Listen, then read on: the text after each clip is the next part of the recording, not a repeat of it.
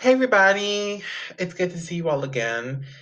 This segment is just to kind of let you guys know what is going on in this episode. So, in this episode, there is a situation. Towards the end, or anywhere in this episode, there is a blank. That means there's no sound coming in the episode, and you might think that is your fault. That is my fault. You can blame me, say it was my fault, because that is editing problem, and that's because of recording and the recording platform that I use. If that happens to be in the episode, if that's in it, what you need to do is to just disregard it. Don't worry about it. Consider it like an ad break. Consider it like a break. Consider it like we're taking a 5 minute break. Consider it like that. So no freaking out. No need to worry. Make sure you guys enjoy the episode. Enjoy what's in it, and y'all have a good one. And enjoy this one. Really enjoy it and have fun. And please disregard the blanks in there. Consider them breaks. Hope you guys enjoy this episode, and thank you guys for understanding and for your cooperation.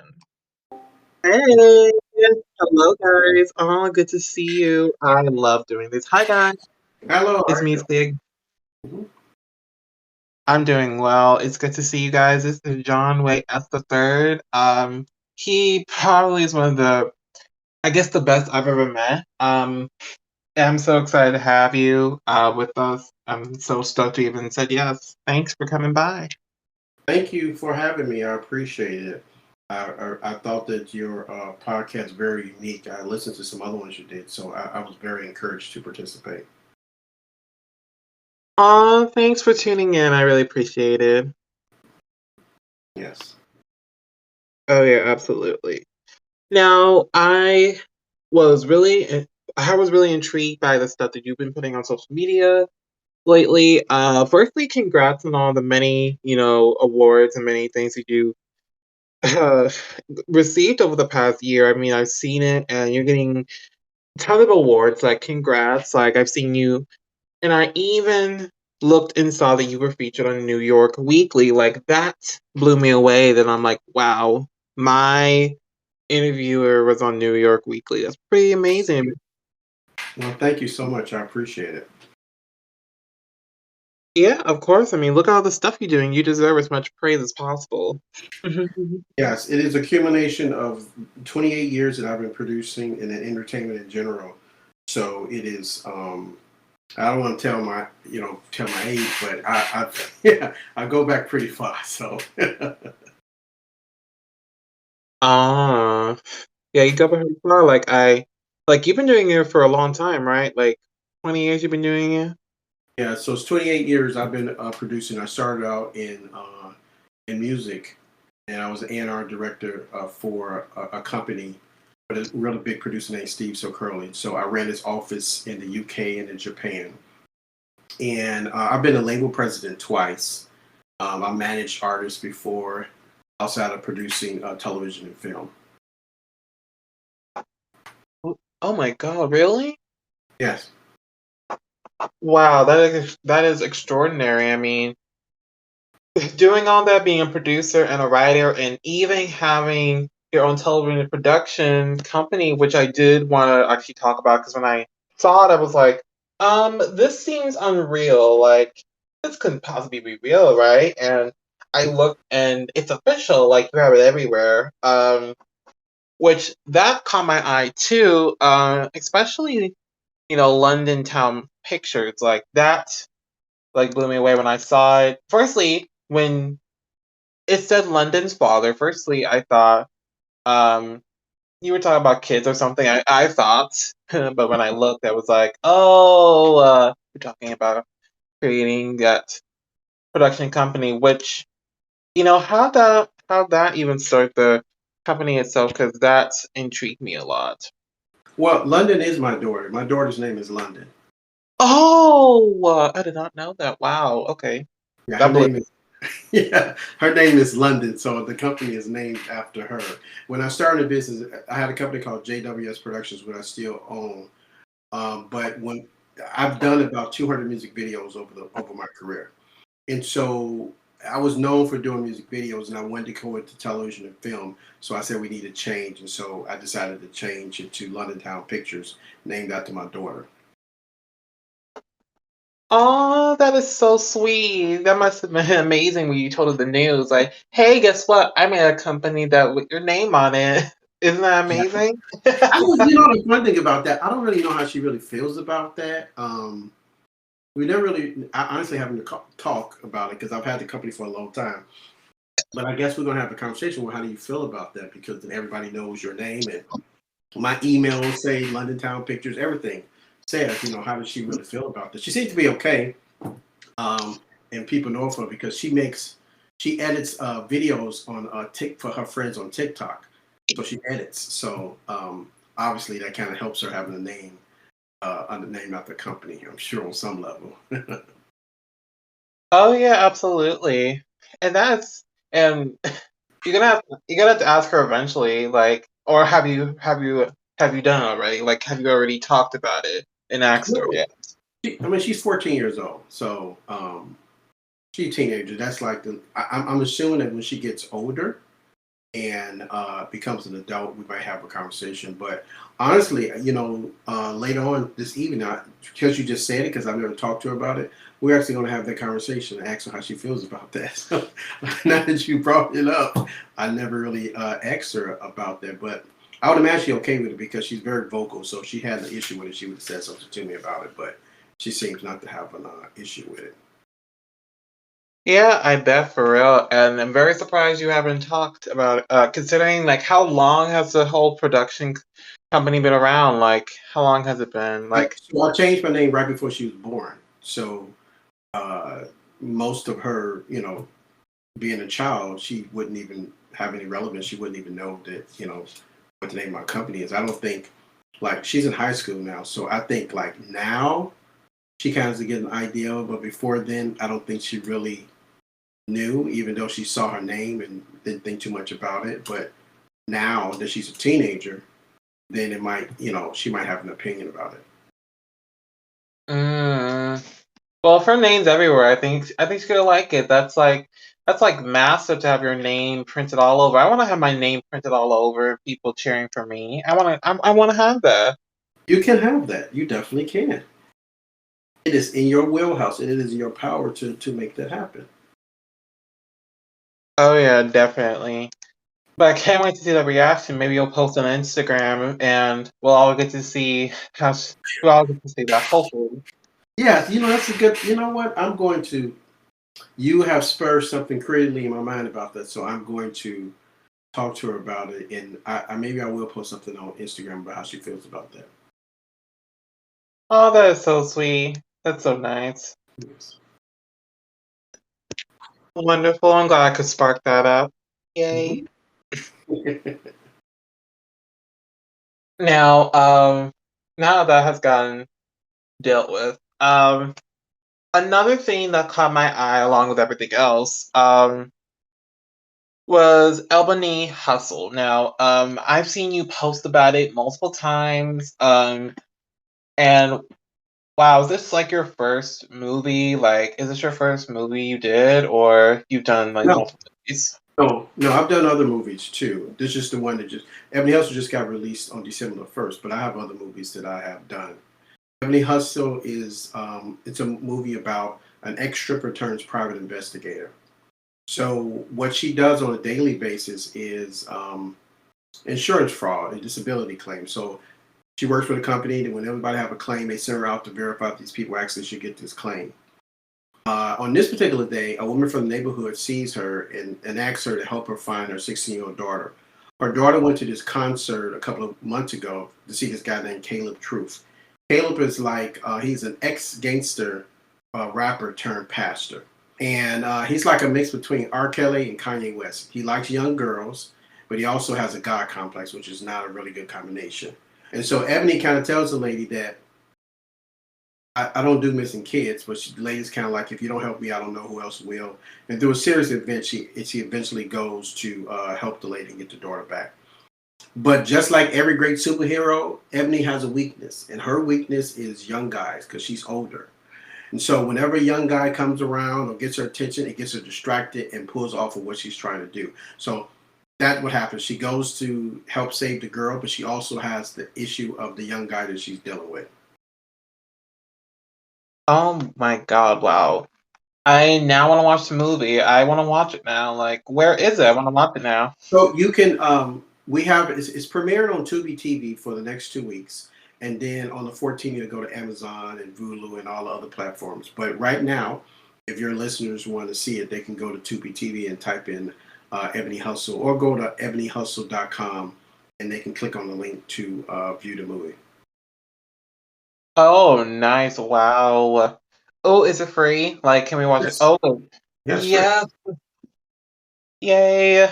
And yeah, you guys are all over.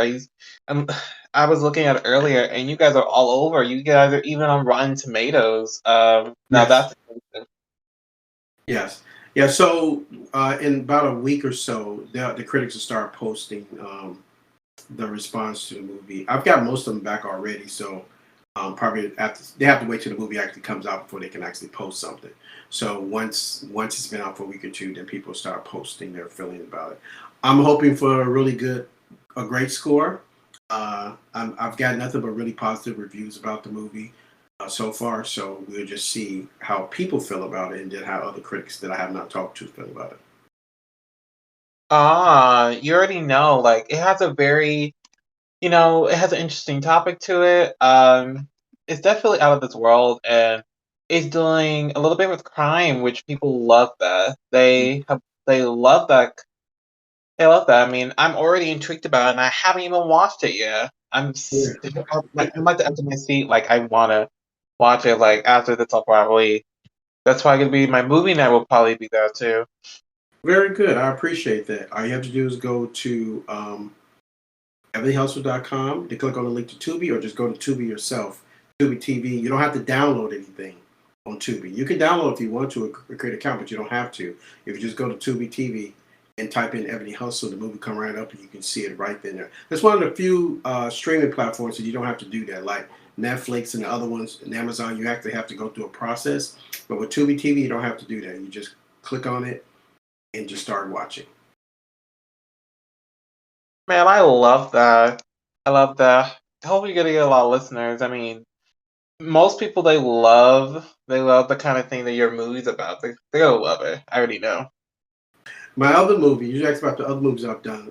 A movie I did before this was called Red All Over. Red All Over is about a young boy who accidentally shoots a girl.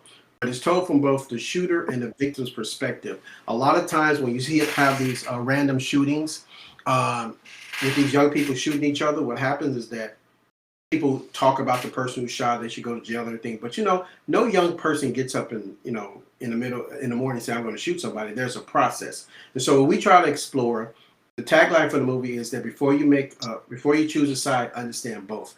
We show both his home life, and we show the girl who gets shot her home life. So you can kind of make a decision about if you're for gun rights or you're against gun rights, you have issues with guns, whatever the case may be. See both sides of the spectrum. See both sides of the story. How he got the gun. Why was she at the park in the first place? Those issues. And then after that, then you can make a decision how you feel about it. Yeah, definitely, definitely, and I love that too. I definitely love the concept of the true meaning of making a decision, and you're in a real situation where you get to really go into the two topics discussed, and you really have to. That's when you really make a decision. Like, I love the concept of that. That's really brilliant. Yeah, because the young boy, his mother's a addict, his father's an alcoholic. The young girl, her father's a single parent, the mother's not there. There's a bully involved in school. There's some mental health issues involved. There are a lot of things that go on people's life. It's just not just cut and dry, like just you know. We all have stories individually, and without those stories, we wouldn't be who we are. But they all need to be taken into consideration when people make choices or make comments about. You don't know. I don't know what's in your life. I don't know what you're dealing with on a daily basis. You know, if I had a moment to step in your shoes, I'd probably have a different perspective. Say, Oh, that's why he does that. Why that's why she does that. That's why they responded like that. But people sometimes don't take the moment to really kind of understand both sides. All they do is just kind of make a blanket response. Oh yeah. Oh yeah. And that's true even now people do that. So that's I mean, I can relate to that too. Yeah. And Red All Over, you can pretty much get that everywhere. It's pretty much on all platforms. You can even look at it on YouTube, you know. So it pretty much where there's a streaming platform, you can see the movie. Yay, so exciting. That's another movie I'm gonna put on my movie night too. Well, thank you. I appreciate that. Yeah, of course. I support everybody. Mhm. That's with me. That's a good thing. And so the one thing is also with Ebony Hustle is the soundtrack, which is the one reason why we were drawn to your podcast. Is there's a really great soundtrack with four indie artists. I mean, I'm very proud of the movie, but I'm really proud of the soundtrack because I figure like, you know, sometimes when I go to projects and I go to artists to try to make songs for projects, sometimes they always don't give me exactly what I'm where I'm trying to go. They can't sometimes write to the subject matter that I'm wanting to write to, but these artists did an amazing job of doing that. We got an artist named Rosie Bush out of Houston. Amazing song. She did the title track Hustle. We have another, Natalie J. She did a song called Chasing Cake, which is also the title sequence song that we use in the movie. And then there's another artist who is Caleb Truth. Now, he did a song called Church. The thing about it is that this is the guy who's actually in the movie too. And when you see him in the movie and then you see him rapping, he is not a rapper. He is not a rapper. We had to create all this for him. So when you see the video for his song, and then you see him in the movie and you see him rapping the song, he did such a great job, and he's not even a rapper. And the last artist we got is he goes by the name of 86. He did the song Keep Grinding. So they're really great and amazing indie artists that we also try to go out and support. Mm. Wow, that is pretty impressive. And that guy that you said was doing rapping, I mean, look at that. He did a whole transition while on that soundtrack and while still looking good and rapping it, he wasn't even a rapper. Like, that's pretty impressive. And you even found somebody like that, that's pretty impressive. Yeah, it was really amazing that he was able to he was open to the process. He was open to bringing the character alive, and so I think in some essence he just became the character. He just bought in 100%, and he did a really good job. I'm just not saying it because it's like obviously it's my song and stuff like that, but he did a really great job. The church song is church without an R, church. You can get the whole soundtrack on pretty much whatever streaming platform, music platform that you go to, but it's a really great soundtrack. On top of that, we did a whole album of score. So all the score that we used in the movie, the guy who did it name was Colin Andrew Grant. Colin he works on the Halo video game. He does music for Halo. And he did the score for the movie. So there's a whole album with him, which is available everywhere too, where you can hear his whole score from the movie. Oh, wow, look at that. Soundtrack and score. What a major plus.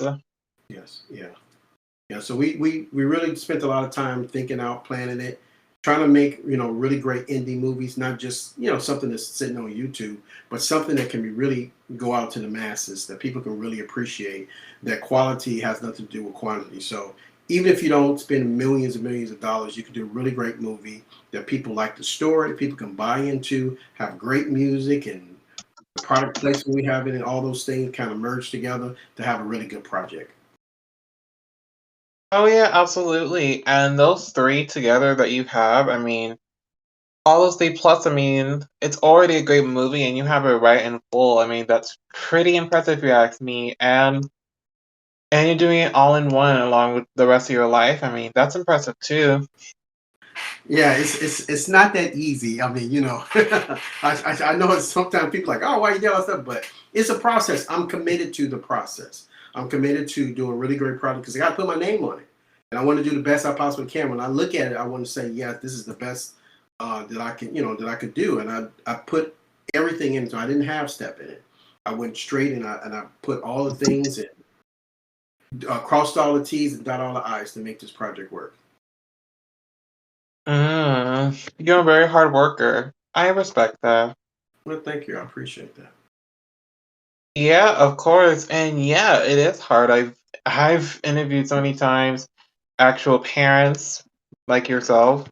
I Mhm. mean, like in the mind of a parent actually, like how has it been balancing, producing, writing, of course, movie production and also raising children in a family? Like how has that been, balancing all that? So a lot of it is just really a time management thing. You really kind of stay focused, So I really try to. I mean, I can't be everywhere all the time, So I try to like make sure I'm there at the important times, and I try to. My daughter's with me a lot, So she's with me in the process of doing stuff. So while I'm, doing when it comes to doing the movie or production or TV, whatever, most of the time people just see when people are on the set and doing the movies, but there's a lot of other stuff. Most of it is what my day is really zooms and paperwork in the computer. So shooting is a very small part of the bigger part because I have to do all these things first before we actually get to the point of actually shooting something. So in a lot of cases she is with me, she's with me at home, she's at my office, we're talking, and I'm telling her what I'm doing and how that process works and who I'm talking to, so she's there with me. She plays soccer, so I try to make sure I make all the games, stuff like that, and help her with her homework, but it definitely is a balancing act. Oh yeah, definitely, definitely. And the way that you master time management, I mean, that's pretty big considering everything. Like that's pretty amazing you're able to do all that, especially now that we're all getting back and things are still kind of in the middle. Yeah. Any day the bottom can fall out. We just don't know. So, they had the Delta strain. Now they got the Omicron strain. So you don't really know what's going to happen. So all you can do is just kind of keep moving forward. When we shot this movie in the middle of COVID, like before they had the vaccines or anything. And all they pretty much telling me, so we have to follow a lot of protocol to get stuff done. There's some things we couldn't do that was in the script just because a lot of stuff was closed, but we really followed protocol to make sure everybody was safe. Nobody got sick. Everybody, while we shooting, nobody got sick. Everybody, came to work every day. We got tested and everything. So we were fortunate that because I know a lot of other producers who worked on stuff that people got sick and they had to shut down like 2 or 3 different times. So we were very fortunate we were able to shoot all the way through with no one getting sick. Yeah, that was very fortunate. Thank God for that. I mean, wow. I mean, that's pretty impressive too. During pandemic, like in 2020, like during all, even the height of the pandemic with all new cases, you still did it? Yeah, yeah. We shot this in December of last year. So that was during a time where it didn't seem to be getting no better. They were talking about getting a vaccine, but they hadn't come up with one yet. Mm, I remember that time. I remember.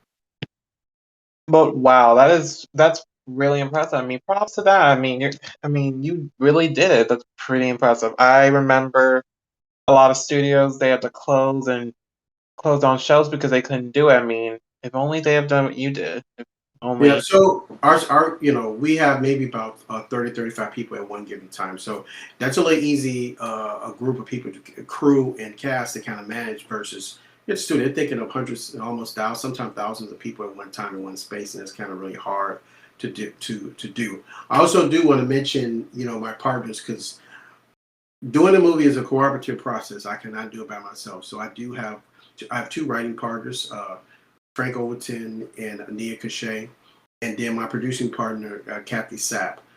So they really helped us out, to make sure everything went straight and did their part to try to make us keep moving forward. When we start doing this process, let's go back a little bit. When I didn't set out to make a movie called Ebony Hustle. Honestly, I'm gonna really tell you, I did. That wasn't my whole point. But a couple of years ago, I was doing press junket for this other project, and I was in Atlanta. And you go to the press junkets, all news people ask you questions, and then young people come up and ask you questions on how to get into business and stuff like that. And this young guy came up to me, and he wanted to know, how can he get into business? And I told him, you have something very powerful that I didn't have growing up. You have Google. If you ask Google the right question, you'll get the right answer. And he stopped and he looked at me and he said, you know what, John? I don't even know what the right question to ask. So that made me start thinking that there are a lot of young people who want to know how to move to the next level. They just don't know how to do it. When I started out doing music videos and commercials like that, I started when we actually used real film cameras with real film. You got to get developed and processed. So it wasn't just like I go get a camera on my phone and I'm going to do a movie or shoot a commercial. We actually have to go through this whole process to get stuff done. And there was no internet. So if you wanted to know something, you need to read it in a book and you need to really try to figure it out. There was no internet to go and try to do this. So a lot of guys, I see a lot of young guys, even when I started, there was like nobody in middle America doing music videos and stuff like that, either New York or LA. My first job on a movie was, I didn't go to film school. I'm going to say that right. I did not go to film school. My forte into entertainment started because I was going to school to be a doctor, a gerontologist. That's what I wanted to do. I was about to go to med school, trying to figure out what medical school I was going to go to. And this production manager called me and said that I had left a message on the answering machine about an indie movie. And I said, I don't remember that. She's like, yes, you did. And at the time, I was in college and I was working I was a manager at a parking garage, and I just lost my job. So I was like, oh well, it seems interesting. It was for a second assistant director on the movie. So I said, well, I was getting unemployment at the time and I wasn't working. So I said, well, let me go and see how it is. So I went. Next couple of days, I had the suit and tie on. Didn't know what, I talked to the first assistant director. He realized about 5 minutes that I didn't know what to do and I couldn't help him do anything. So she called me back like a week later and said, well, I can't give you that job because, you don't really know what to do, but I have a production assistant job in the art department. Production assistant is like the guy who gets the coffee, get all the errands and do all stuff like that. I said, okay, fine. They were shooting 16 hours a day, 6 days a week for like 6 weeks straight. And the pay was $50 a week. And I said, yes. Fortunately enough, the movie I worked on was this indie movie called Scenes for the Soul. It was director George Tillman's first film out of film school. George has went on to do the Notorious movie, all the barbershop movies, Men of Honor. He's done like a lot of big movies, but this is his first movie out of film school. And I worked on that with him. And I met this other guy who didn't go to film school either. He went to like a community workshop for directing. And so at the time, this is right before Hype Williams, where Hype Williams is people spending millions of dollars on music videos. But people spend a lot of money. They wanted music videos, but they just, even songs that wanted to record, they just wanted a video. They would spend like $30,000, $40,000 on indie music videos, which is kind of crazy now because people are spending $300 on video. But they would spend a lot of money on music videos. And so we started doing music videos in Chicago for these songs, a variety of different songs. And during the process, I met this music producer. We did a song for one of his artists. And he was about to do this big deal with RCA, and he was like, "Look, he invited me on to be a publicist." And I was telling him that I really didn't know anything about being a publicist, so I think you can do it. And after 3 years being with him, I became the director of International A&R for his label in Japan and his agents and label in Japan and in the UK. So when his deal was over and I wanted to go back into television, I knew everybody who worked at all the big labels. I knew everybody who worked at the distribution companies. So music videos are not really about how great you are. It's about trust. If I give you some money, will you come back with something that I actually can use? People who work at record labels, big distribution companies, television and film, although they traffic in creativity, they are, it's a corporate entity. They're about the bottom line. And so they got 401k, they got PTO. They don't want to do anything that's going to have them lose their job. So I got to do a lot of music videos. I like to believe because I'm like a good music video director, but morally because I knew all the people that worked at the labels and they trusted me. They trusted I was going to bring something back that they actually can use. And so after his deal was over with him, I went back to, to producing television and film. But going back to the guy who had come to me at the press junket and him asking me about, you know, how to get in, he said he didn't know. I started to think there had to be a lot of young guys who really want to get moved from music videos and go do a feature. Not just a feature you can put on YouTube, but something where they can Google it and it'll be everywhere. So I started to look for distributors who are willing to work with me, give some of these guys an opportunity. Most of them told me no, if I wasn't directing it, that they was not interested. So I was able to find one who said yes, as long as you produce it and make sure everything was okay, then we'll be willing to do it. So this movie, I didn't direct this movie. I led a young guy from Chicago. His name is JWS Hampton. This is his first feature, and I allow him to gave him opportunity so he can direct his first feature. Mm-hmm. Wow, you've been through it all. I can see you've been through it all, and even knowing the distribution company, I mean, that's gonna be very useful, especially in the future. Yeah, so I'm going to do some other projects with them, and I'm going to try to give some other young guys opportunity, guys and girls, opportunities to direct features, bringing some other younger writers. Because when I started, I didn't have a mentor. I didn't really have anybody. There's people I could ask questions to, but nobody's telling me, like, don't do that. You should probably do this. So I want to try to give that back. I want to give that experience to someone so they can kind of move past a lot of the stuff that you go through in this industry to try to get to something that really makes sense, and try to find creatives that actually do have potential and they just need that little push, or they just need somebody to give them an opportunity. Yes, absolutely, and we're in the same boat because that's what I'm literally been doing for the past year. With Mhm. this, that's what I've been doing for the past year. Mhm. Okay. So do you get a lot of indie artists? I get all around artists, but I but I've gotten indie artists myself, Mhm. Okay. Okay. Well, that's and those good. have been very. I look at life like this. Everybody has something to say. They just need an opportunity to say it. So Mm-hmm. the more voices out there, the more people have an opportunity to express themselves creatively, visually, vocally, whichever where they express themselves, the more the merrier. There's, if you do it and you do it correctly, there are a lot of people who will like it. They'll listen to it. Even with the soundtrack, I mean, it keeps getting added to these playlists and stuff like that because people are listening to it and liking it. They're liking the music what they're listening to. So we obviously we done some promotion to kind of promote it to go to playlists, but if they didn't think it was a good song, they wouldn't necessarily add it or be talking about it. Oh yeah, absolutely. Oh, and congrats for getting on playlists. I mean, that's really good. Yeah, it is definitely a project that comes in. That's like that because I haven't done really music. The last couple of projects, I usually do original music for television and film, but I didn't. This project, I spent more time on the soundtrack than I've done in the past. So that's why I said I feel really proud about this soundtrack because I really spent a lot of time on it. The producer who did the songs on the soundtrack, Lamar Jones, he did a really great job. I mean, you're going to the thing about finding artists to produce stuff and telling them they can't use samples. Some people can't live without samples, you know.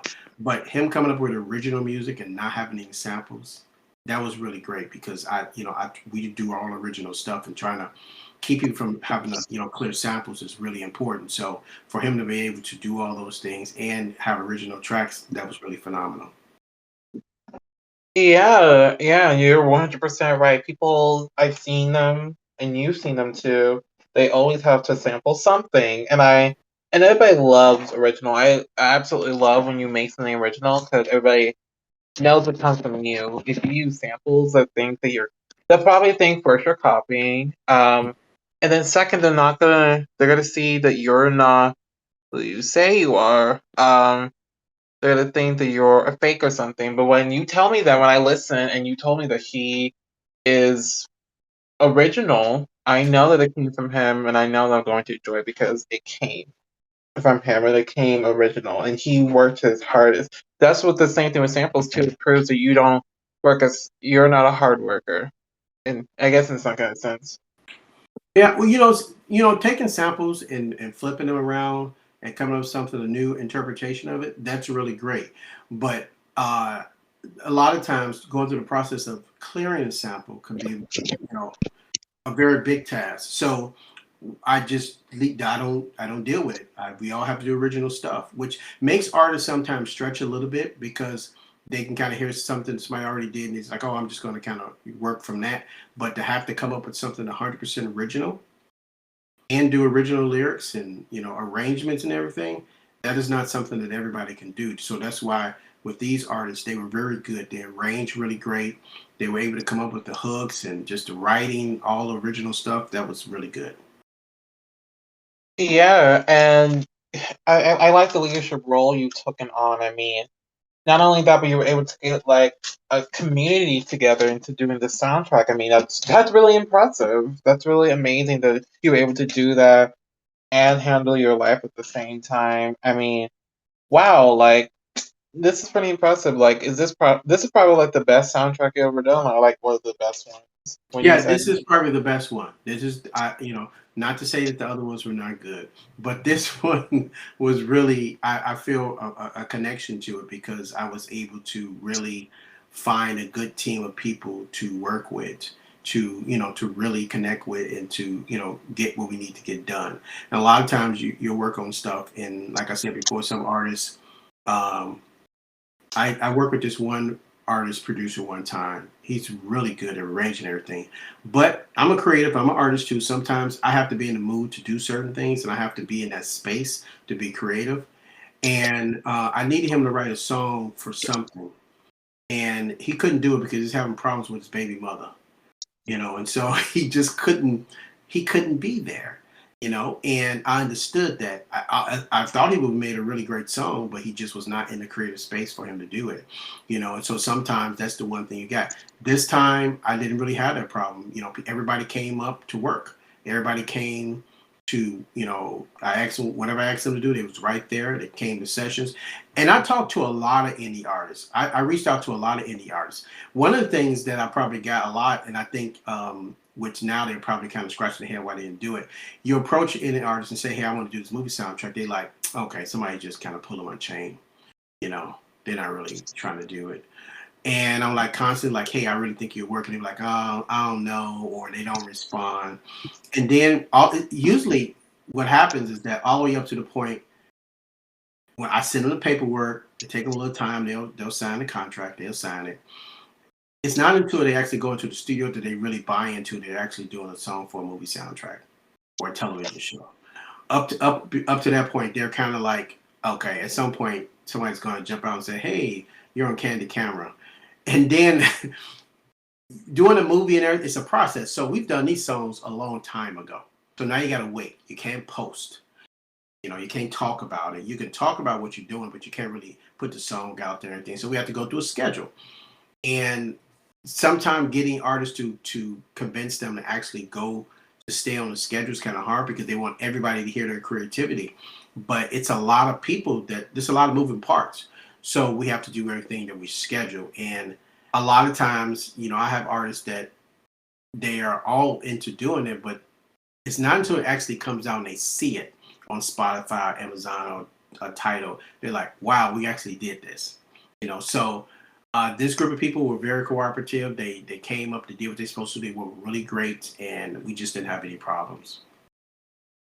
I can tell. I can tell. I can definitely tell. I mean, your approach. I mean, it was crazy when you told me they didn't respond, but you made it to where it would be okay to say yes. Like, I have enough um proof to show you that this is not a scam. Like, this is for real, and you pull a whole team together. I mean, that's amazing. A lot of people cannot do that. Yeah, yeah. So it's funny because I think about some of the this other producer I know. He had the movie just came out like last month, and he was trying to take the kind of approach that I did. And he said he was running into so many dead ends and walls, and people just was not being cooperative with it. And he was just like, I don't know how you were able to do it. I really try to be honest and straight up with people. I tell them, especially indie artists, for something like that. I said, look, this is not going to make you a millionaire. It's not. But no stretch of the imagination. but it will provide an opportunity to put your music in front of people who traditionally would never listen to you, who would never see you, would not Google you or search for you on any particular platform. Because it's in the soundtrack, then people are forced to listen to it when they look at the movie. They also kind of push to listen to it when it's promoted on social media. So now, whatever else you're trying to do, it allowed them to buy into who you are as an artist on this project, but also buy into the fact that you may have some other stuff. So if you like this song, like Rosie Bush did the song Hustle, if you like this, Rosie has other songs on Spotify and all other platforms that you might like. If you like this song by 86, he has other songs and music videos and everything that you might like. So it allows you to open yourself up to a whole nother group of people who would not even know you exist. Yes, absolutely. And I've definitely been there. I mean, I've been doing this for a while, and yeah, you help promote them too, which is really amazing that you also help promote them, and at the same time you're making friends, and you're making a great movie, and you're promoting them. I mean, like, I don't know about that, but that seems like a signed, sealed, and delivered deal for, in my opinion. Yeah, so there's the next phase of the soundtrack will be like in a week or so after we got the initial release. So Music Weekly did an article about the soundtrack and a couple of the magazines too, which I am going to post after we get past this week and this weekend of the initial release. And then on top of that, we have when I decided to do this project, traditionally when you do television and film, usually the producer takes the script to an agency that does product placement, and the agency will take it to clients who honestly who can pay the fee. That's usually what happens. But this time I didn't want to do that. I really wanted to give opportunities to small businesses who have really strong social media and have really great products, and find ways to put them in the movie, not just like how you look at some movie, like you look at Transformers and they're in front of Taco Bell fighting, and then somebody drinks a Coke. You clearly know it's product placement. But I wanted to find opportunities for these smaller, mid-sized companies who have really great products and put them into the movie that made sense. So I was able to connect with about 9 companies of products, and in this, um, we're going to have campaigns like every 3 weeks of new products and little clips of the movie for you to look. So you have to follow Londyn Town Pictures on Instagram or whatever platform it is, and you have to follow whatever the product is, like Guidance Whiskey, uh, We the Hype, Head Game, Fear, all the beer companies, all the companies we're working with. You have to answer questions. So this week's question is with Guidance Whiskey, and the question is, who called Ebony after she had her coffee with a shot of Guidance whiskey that morning? So you look at the little clip after she has her coffee and it cuts off. And so now you have to go look at the movie to answer the question. It does 2 things. One, we get a stream. Secondly, what it does is that it allows you to clearly see the brand and connect with the brand in the movie. And that is what you want to happen with product placement. So working with indie artists, working with these small brands, the medium-sized brands, and doing stuff with them. I think this movie is a correlation of really working with people to make things happen. Yes, absolutely. And that's like so fun. I might actually tune in. That actually sounds so fun. I actually want to do it. That sounds so fun. It is. You when I start, this is the same thing with the artist. You send somebody a message and they think somebody's you call somebody who has a brand, they got like 20,000 followers, and it's like, oh, hey, you want to be in, you want to put your product in the movie? They're like, okay, somebody's playing games with me. So, you know, I would get that somewhere. I probably talked to like 200-300 companies, and a lot of them just didn't respond, or they just kind of blew me off like he wasn't for real. And when I would get them on the phone, I would initially do a Zoom call so they can clearly see I'm a real person. I'm not trying to catfish them or do some crazy. And then I would send them the paperwork. They send the paper. They send the product. And then when I start sending them, clips of the movie I was using the product, it's kind of like it clicked in the mail. Like, oh my goodness, this is actually a real movie. That they're actually doing a real movie. So this month is like I said, guidance switching. Next month in January is Black Pro Health. They make vitamins. It's a couple in Atlanta and Georgia It actually makes vitamins, not just putting a name on. They actually make vitamins, and supplements. So we decided to use them in January because that's when everybody's trying to, take the New Year's resolution and get yourself together. We have a young lady who's in Houston. She has a Italian leather. She makes Italian leather women's shoes. So these are really decent brands. When you look at the movie, you'll see all the product in there, and we're going to do our best to through the movie to promote their brand and also promote Ebony Hustle. Ah, wow, that is genius. I love that. Like that is genius. I mean, not only are you having fun, you're getting more views for the movie, you're helping out the brand, you're promoting the brand, and you're getting more sales for them. Like it's like yin and yang like kind of thing. Like one benefits and the other one benefits too. I mean, that's pretty amazing that you were able to pull that off. Yeah, it's a process. Just like I said filmmaking is although it's that what people see in front of the camera, a lot of it is just relationship, talking to people, calling people, paperwork, computer, emails. That's where the real work come in. When we actually at the point we're actually shooting, I can step back and take a moment to sit back a little bit because I've done all the work. All we have to do now is just everybody else. I've hired all the people. I've brought in all the products. Got all the people to work together. I try to hire really good people, department heads to do their job, and I let them do their job.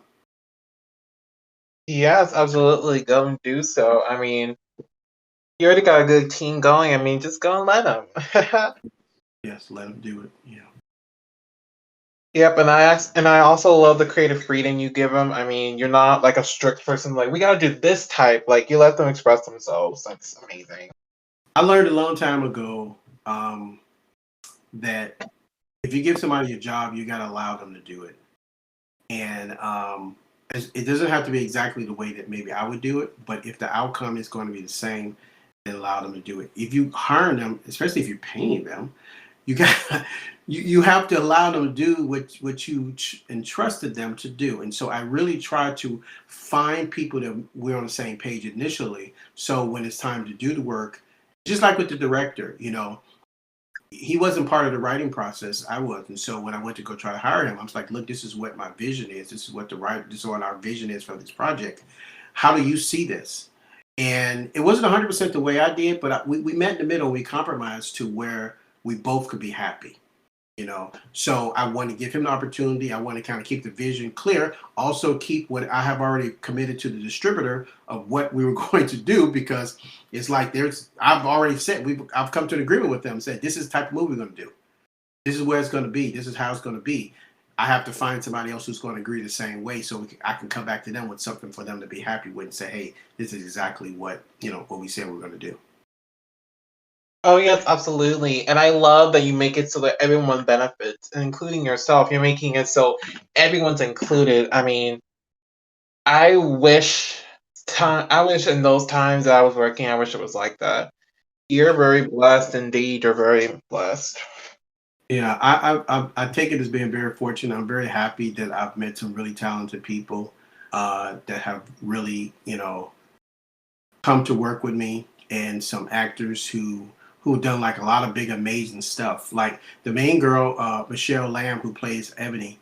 Michelle is on tour with 2 Chainz right now. 2 Chainz does this in between his concert. He does these little skits about his life. She plays 2 Chainz' mother in these skits while he's doing his concert. So she's done a lot of amazing stuff over her career. And for her to say, hey, I like Ebony Hustle, I think that I can make this work, I'm very honored for her to do it. My producing partner, Kathy Sapp. Kathy Sapp's personal reference is Michael Eisner. That's a personal reference. Mm.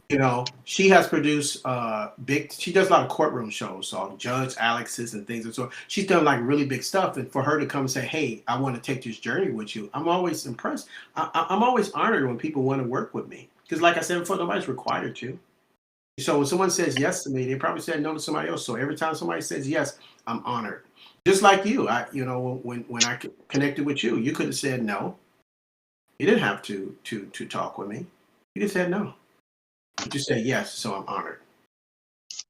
Oh yes, absolutely. And that's very, very true. And that what's the real meaning opportunity. That's the real meaning and real insider on opportunities. I mean, you have a lot of doors open and lots more to open. Yes, I'm hoping so. I'm really hoping that this template that we have created, particularly with Ebony Hustle, because Ebony Hustle is a combination of all the other movies and television shows I've done in the past. I use all those skills to try to really bring a lot to this. So I'm hoping with the template that we've created, that the next couple of projects out of there will kind of follow that template. We can kind of make those same things happen. Well, you already know it's gonna happen. You already know. Yes. Oh yeah. And I hope those things actually do happen. I really hope so. Yeah, they will. I'm hopeful. I'm an optimist. I'm a guy that's I believe in the glass is half full. I like to believe, I'm a person that believes in choosing to be happy, choosing to be optimistic. My daughter says all the time when I start talking about I'm trying to encourage her something, she said, "Okay, that's enough, Captain America." She calls me Captain America. Here come Daddy being Captain America with his, speeches. But happiness is a choice. You have to choose to be happy in spite of whatever your situation is. All my life, I don't get up every single day and everything just perfect. But I'm choosing to be optimistic. I'm choosing to believe the good in people. I'm choosing that people will make the right decisions and not do me wrong.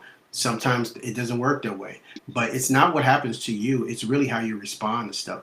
People can really deal with really big things, but it's the little things that get people messed up. They spill their coffee in the morning, or they break their heel on their shoe. Those are things that get people all bent out of shape. The big stuff they can deal with it. So those little things are what cause people to get upset. If I meet somebody, I have no idea what they're going through.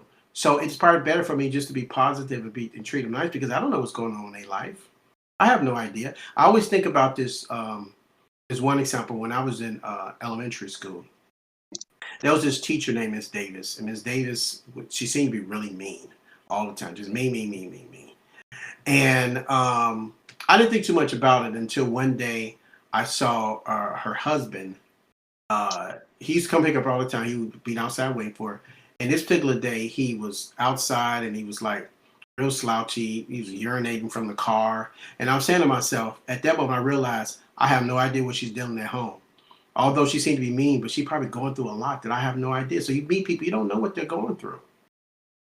What is it for you to be nice? Hold the door for somebody. What is it for you to be, to just, take the extra step and, pick up something they drop? Why is it going to hurt you? Oh yeah, absolutely, yeah. And that's the thing that people get confused of, and that it kind of is a trigger for them is when they don't really understand the meaning when someone's mean or anything. Like, that we're not born mean. Like everyone's born with a good heart. If someone's mean, I always believed it too. I always believed that when someone was rude to me, they dealt with something in their past life. So you and I both, we chose to be hopeful and positive. Like that's really, what people should do. They shouldn't like close the door, immediately. They shouldn't do that. I mean, exactly like you said, you don't know. Yeah. You just don't know. You don't know. So I try to stay focused on that.